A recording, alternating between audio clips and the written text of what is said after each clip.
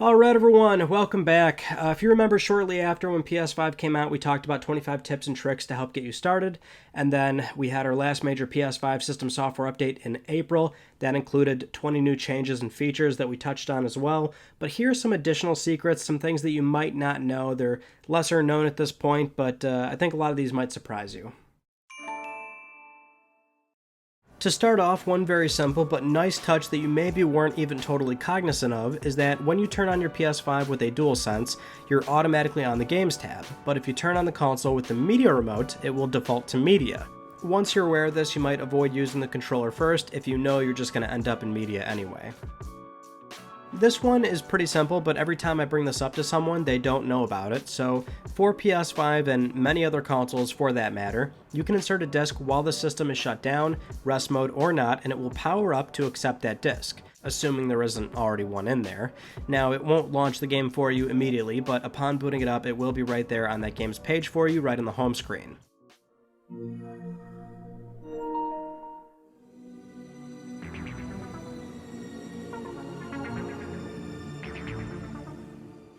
And like I mentioned, this isn't really particular to PS5. Most consoles with a slot loading drive function this way, where if it's plugged in, the console is ready to accept a disc and power on that way.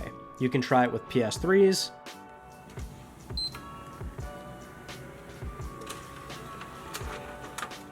PS4s,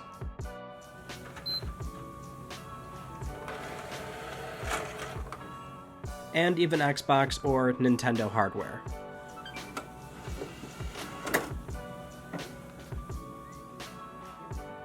Speaking of discs, here's a really cool advantage to having those removable plates on PS5. If you ever find yourself in a situation where a disc gets stuck because your system has died or it isn't functioning properly, you can remove the bottom shell to access a manual release for the disk drive.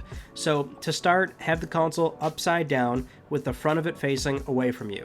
Lift the bottom right corner of the plate, apply some pressure to the left, and the plate pops off.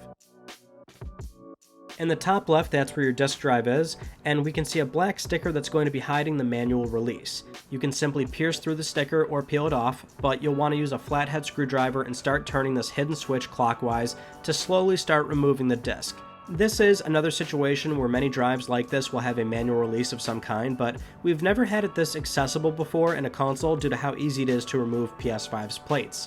Hopefully this is something where if you ever find yourself in this unfortunate situation where your console has died and let's say you're well past the manufacturer's warranty, then you can at least fish out your disc before you decide to do something with your bricked PS5. Next up, let's cover all the secrets surrounding the web browser that you're not really meant to actually use, because technically there is no consumer-facing browser that's acting as an intended feature like PS3 and PS4. The easiest way right now is to have somebody or yourself send a link in messages. That way you can easily click it and it will open up the browser. Unfortunately, you can't enter web addresses manually, so it's best to just open straight to Google or whatever site you're wanting to use most. But to start, much like PS3 and PS4, PS5 can also accept a wide array of keyboards, both wired and wireless. You can't use a mouse, which is a pain, but having the keyboard work makes the browser tremendously more usable. And this is something you might want to put up with, because the cool thing is you can pin the web browser to the side of the screen, allowing you to continue using your PS5 normally.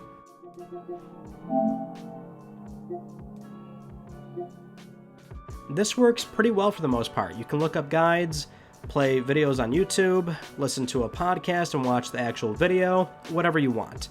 And when you want to switch back to the browser, double tap the PS button twice to quickly control it with a condensed view, or you can hit options and then resize to get a full view.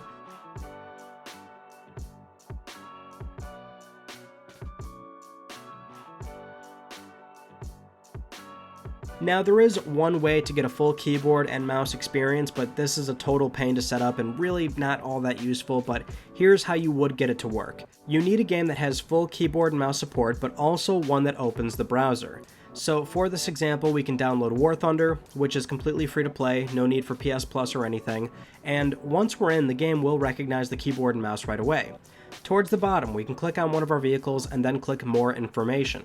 The browser will open up the War Thunder wiki, and this is where we have full control with the mouse. But it has to stay in this browser. We can't pin it, we can't back out and open a link in messages, it has to be done from this. And since we can't enter web addresses, we have to fish our way out of the War Thunder wiki to a different website or Google. Yeah, so this isn't really useful, and since a lot of exploits often derive from the browser with previous PS consoles, I'm assuming that's why it was removed from PS5 as a proper feature. I still expect a lot of this to get closed up at some point, unless Sony does decide to eventually give it native support down the road, which would be welcomed. Anyway, since we just mentioned it a little bit ago, we can also talk about this one. Double tapping the PS button will bring up a single card that is based on the software that you're currently playing. If you're just on the home screen, it'll bring up official game news. If you're playing something, it will bring up the most relevant card for it. And if you've got the browser pinned, it will bring that up. If you've got game help pinned, same deal. But having an active party chat or Spotify opened will override the double tap every time, and it will always bring that up instead for quick and easy access. Now, when you're on the home screen, one secret shortcut you can do is hit triangle and it will automatically move you to the top right, defaulting to the search icon. Even if you're not going to search, this is still so much easier than having to cycle past the Games and Media tab to reach your profile or trophies or whatever else. And this will also work in the PlayStation Store to reach search, your wishlist, cart, and so on. One trick that we talked about before is how you can long press the mute button on the DualSense to mute all audio coming from PS5, including your microphone. But one neat little touch is the mute button will distinguish this with a pulsating amber glow. That's how you'll know all the audio is being muted. If you were to do a single press to mute only your mic, then it's a solid amber instead.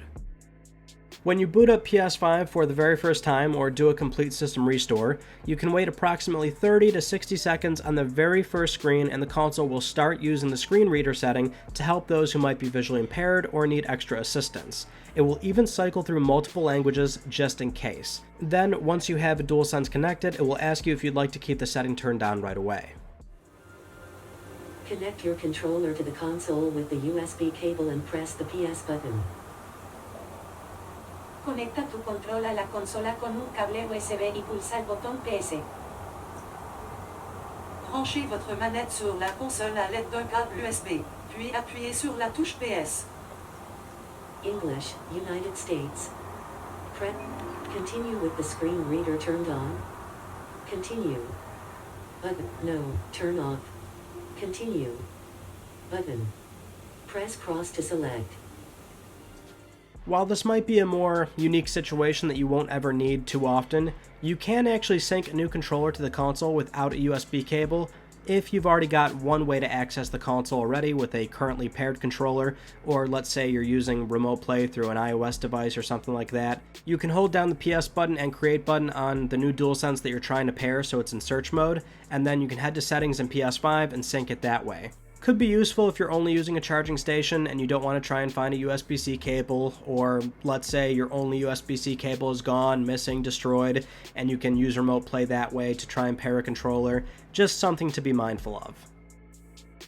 Speaking of remote play, for those that don't know, if you're playing on a Mac or PC, the DualSense will still utilize the full haptic feedback and adaptive trigger support, so you still get the full experience when playing this way. Also worth pointing out that if you are using remote play on an iOS device where the DualSense is now officially supported, you'll only be able to use the adaptive triggers. This is likely due to the fact that if you're using, say, a phone mount, then the haptic feedback would create a reverberation effect that would hamper the experience.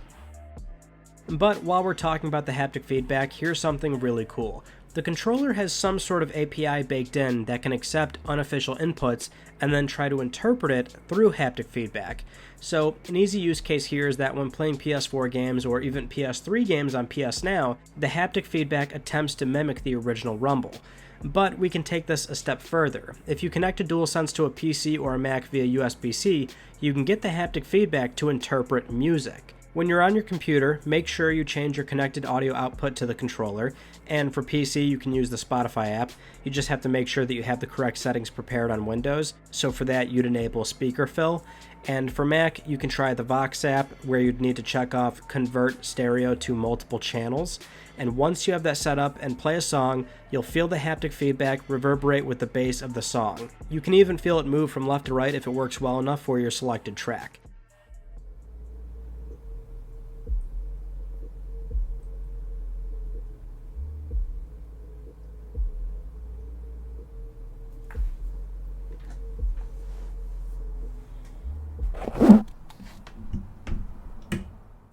And yes, you can feel the music alongside listening to it. Even though your output is the controller, just connect some headphones to the DualSense for a complete setup.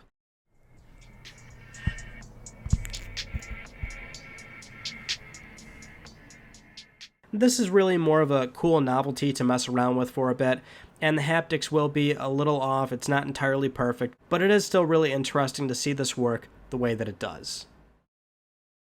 Thank you so much for watching this video. I hope you've enjoyed it.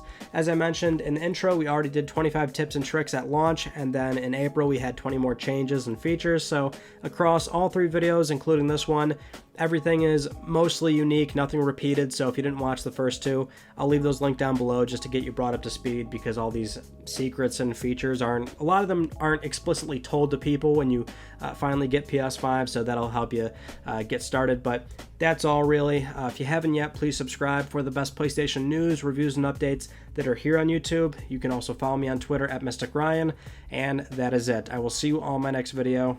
You take it easy.